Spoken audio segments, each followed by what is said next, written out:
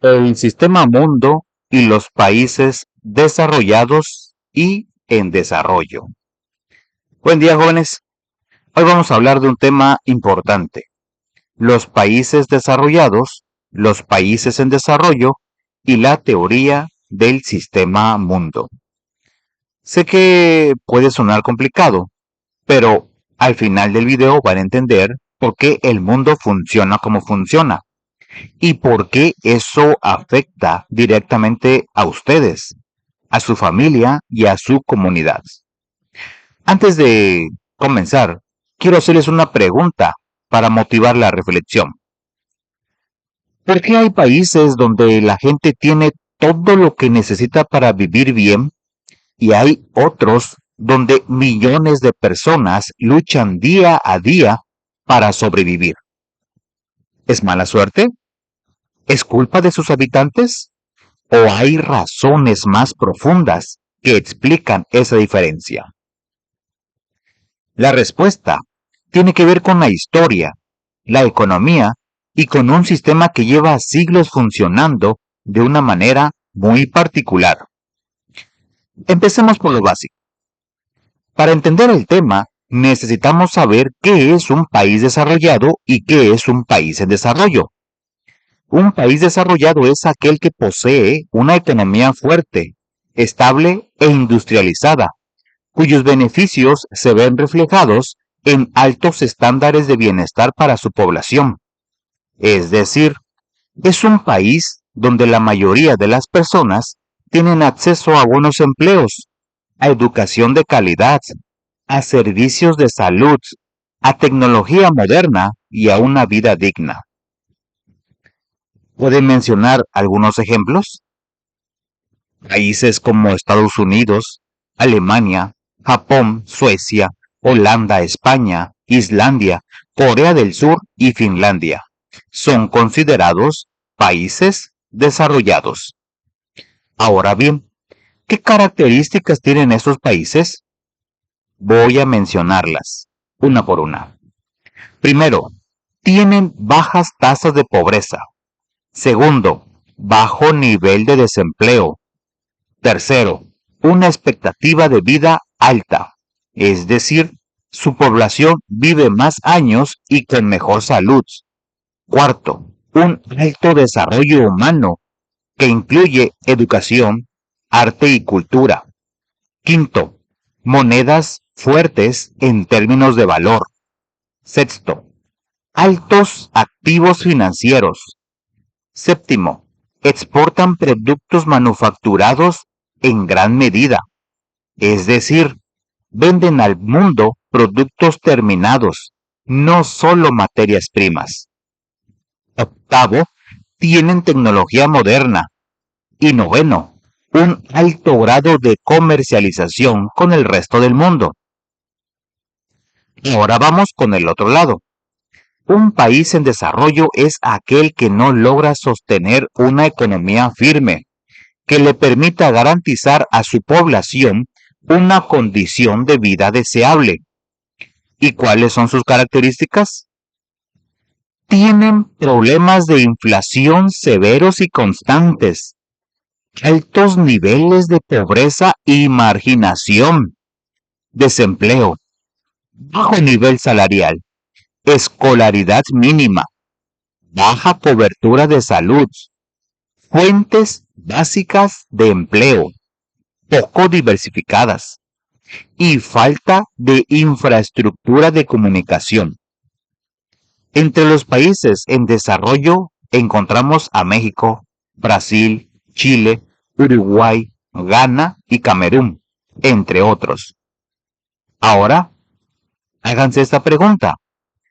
¿Reconocen algunas de esas características en su propia comunidad? ¿En Veracruz? ¿En México? Probablemente sí. Y eso no es motivo de vergüenza, es motivo de análisis, de comprensión y, eventualmente, de acción. Algo importante que deben saber es que los países en desarrollo no están condenados a quedarse así para siempre. Existen características que marcan la pauta para llegar a una fase de crecimiento, pero para lograrlo es necesario contrarrestar y reforzar ciertos elementos económicos, sociales y de desarrollo humano que debilitan ese proceso. No es sencillo, pero tampoco es imposible. Pasemos ahora al concepto más importante del video, el sistema mundo. Quiero que imaginen algo. Imaginen que el mundo entero es un gran juego de mesa, pero no es un juego donde todos empezaron al mismo tiempo, ni con las mismas piezas. Algunos jugadores llegaron primero, se adueñaron de los mejores recursos, establecieron las reglas y decidieron quién podía ganar y quién no. Los demás jugadores llegaron después, ya con las reglas puestas, y tienen que jugar con lo que quedó. ¿Les parece justo ese juego? Ese es, en términos muy sencillos, el sistema mundo. Formalmente el sistema mundo se define como una zona espacio-temporal que atraviesa múltiples unidades políticas y culturales, que representa la zona íntegra de actividad e instituciones que obedecen a ciertas reglas sistémicas.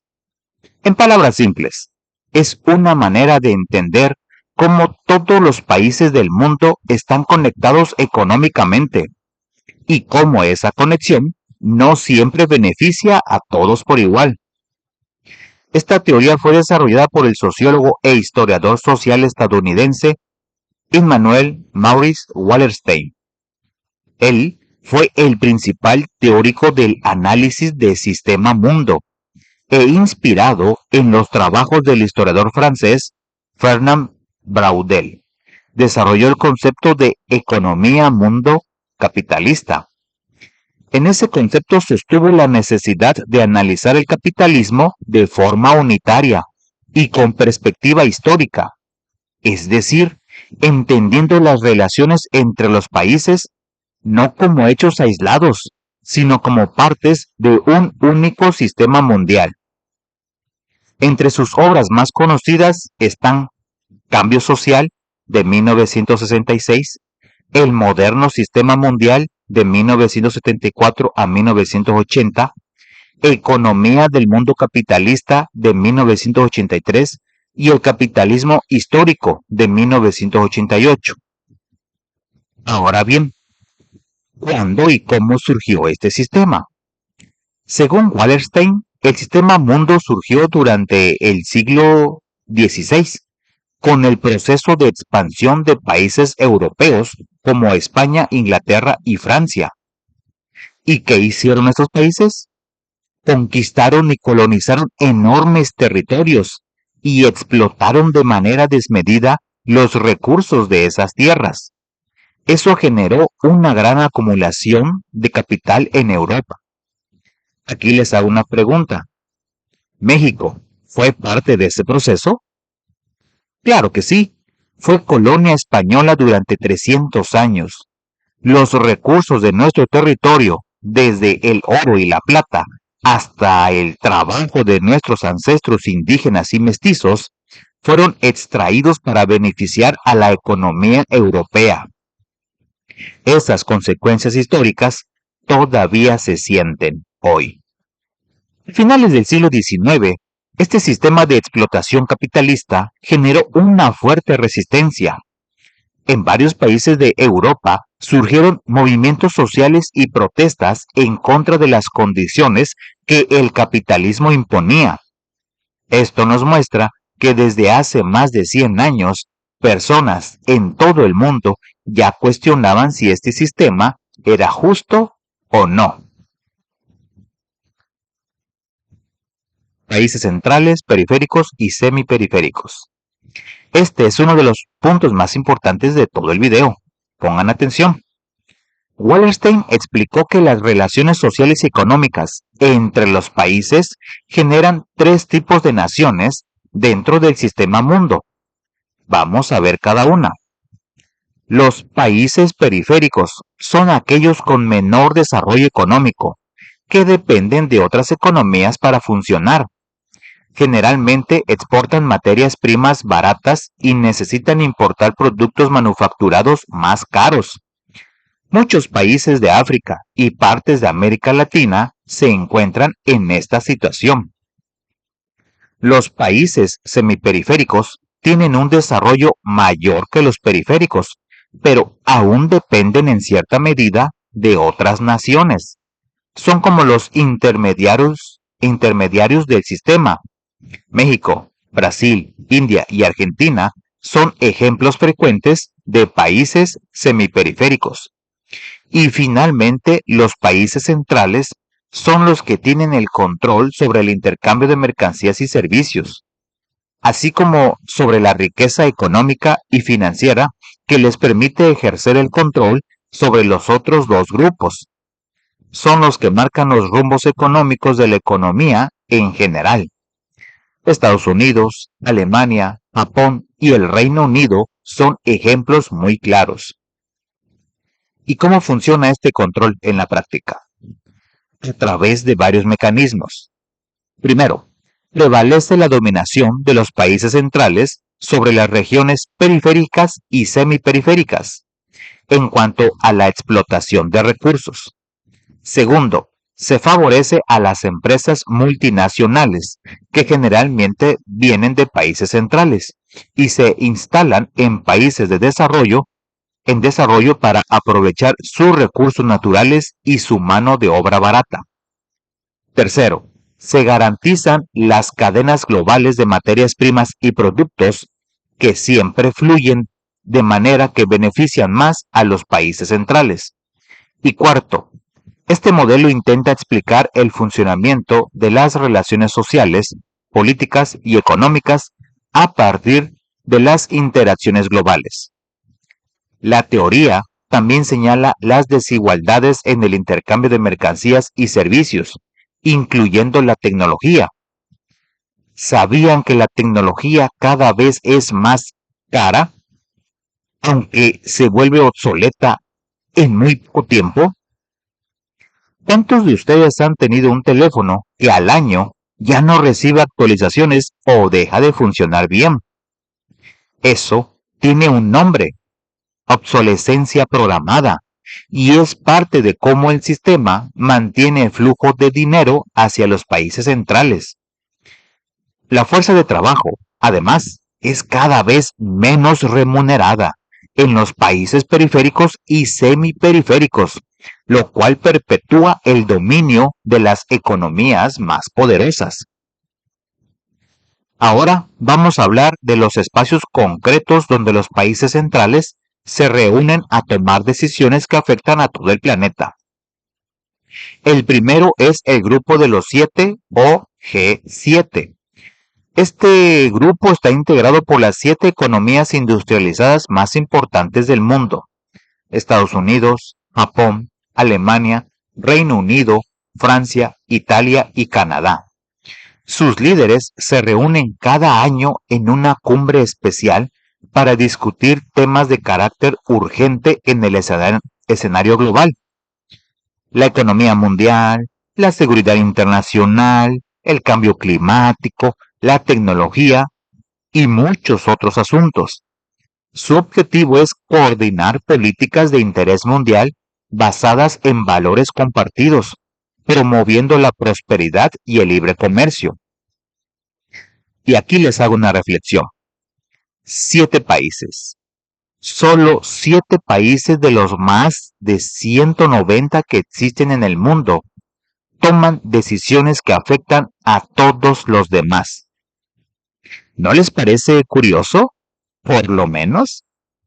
Esa es precisamente una de las críticas que la teoría del sistema mundo le hace al orden económico internacional.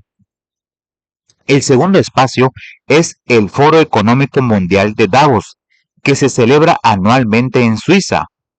Ahí se reúnen líderes políticos, empresariales y académicos de todo el mundo para discutir la agenda económica global. Aunque no es un organismo de gobierno, tiene una influencia enorme sobre las decisiones económicas que después toman los países, incluyendo los países en desarrollo, como México. Llegamos a la parte que más me interesa que entienda.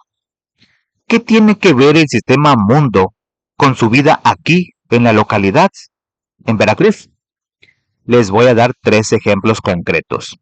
Primero, cuando los precios de los alimentos básicos, como el maíz, el frijol o el aceite, suben de repente, muchas veces es porque el precio del dólar subió o porque hubo un cambio en los mercados internacionales. Eso es el sistema mundo actuando directamente sobre la mesa de su casa. Segundo, cuando una empresa extranjera llega a una región de México a explotar recursos naturales, petróleo, minerales, tierras, pagando salarios muy bajos a los trabajadores locales, eso es exactamente la dinámica de los países centrales explotando a los periféricos que Wallerstein describió hace más de 50 años. Tercero, cuando en su comunidad hay falta de infraestructura, de internet de calidad, de hospitales bien equipados y con doctores, o de escuelas con todos los recursos necesarios y con maestros.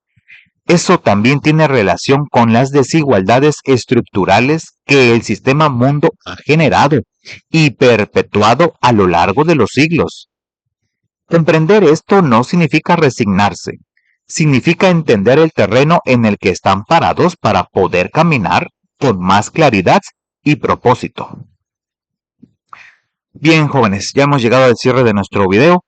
Antes de terminar, quiero repasar los puntos más importantes.